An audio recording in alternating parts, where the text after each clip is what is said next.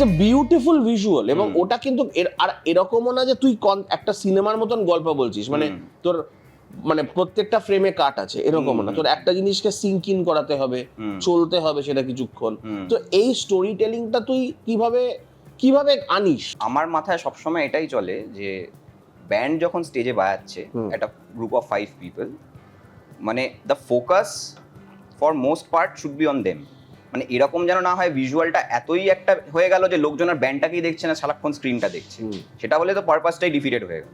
এটা ব্যালেন্স করিস কি করে? এবার সেটাই হচ্ছে যে আমি সবসময় প্রেফার করি যে ব্যান্ডের পেছনে যেন একটা সিঙ্গেল স্ক্রিন এলইডি ওয়াল থাকে। অনেক শোতে দেখবি 4-5টা এই ওই নানান রকম ভেরি ডিস্ট্রাক্টিং। আচ্ছা আমাকে একটা জিনিস বল, এই যে 4-5টা থাকলে তুই কি অ্যাকচুয়ালি 4টে জিনিসে 4টে আলাদা জিনিস করতে পারিস? সেটা চেষ্টা করি না করার, মানে ওই 4টেকে মিলিয়ে একটা করতে পারিস, করতে তুই যা ইচ্ছা পারিস।